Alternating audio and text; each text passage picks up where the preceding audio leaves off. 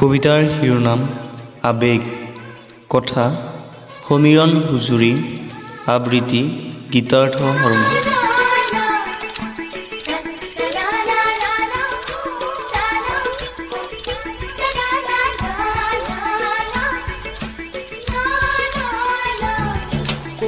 স্কুলীয়া জীৱনৰ সেই সোণোৱালী দিনবোৰ আজিও যেন মোৰ মনৰ বাগিচাত এক মধুৰ স্মৃতি হৈ দোলা দি আছে।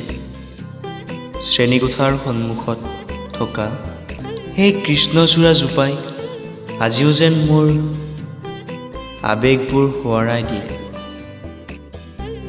সেই যে প্ৰতিটো পিৰিয়ডৰ পিছত তোমাক চাবলৈ এবাৰ বাহিৰলৈ যোৱা সেই দিনবোৰ তোমাৰ মনত পৰেনে?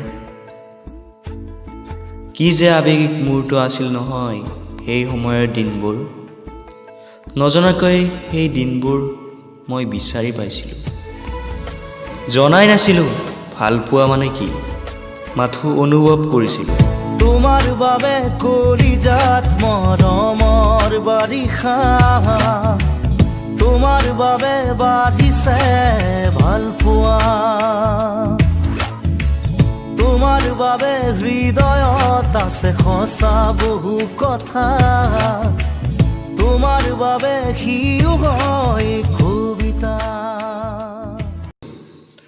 যদি ভাল পোৱা এক স্বৰ্গীয় অনুভূতি হয় তেনেহ'লে মোৰ বাবে সেই অনুভূতি মাথো তুমি।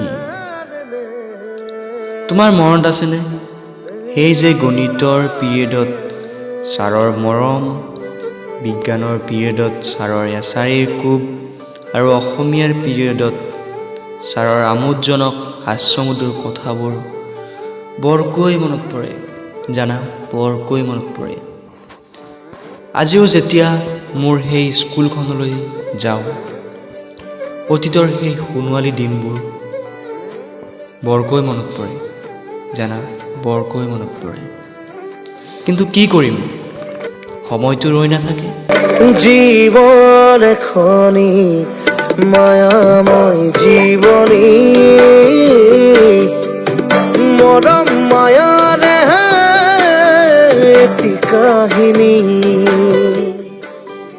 সঁচাকৈ এইবোৰ স্মৃতি কেতিয়াও পাহৰিব নোৱাৰোঁ, কেতিয়াও পাহৰিব নোৱাৰোঁ। জীৱন শেষ হোৱালৈকে এই স্মৃতি সদায় মনত থাকিব, সদায় মনত থাকিব। জীৱন শেষ হোৱালৈকে এই স্মৃতি সদায় মনত থাকিব, সদায় মনত থাকিব। ধন্যবাদ।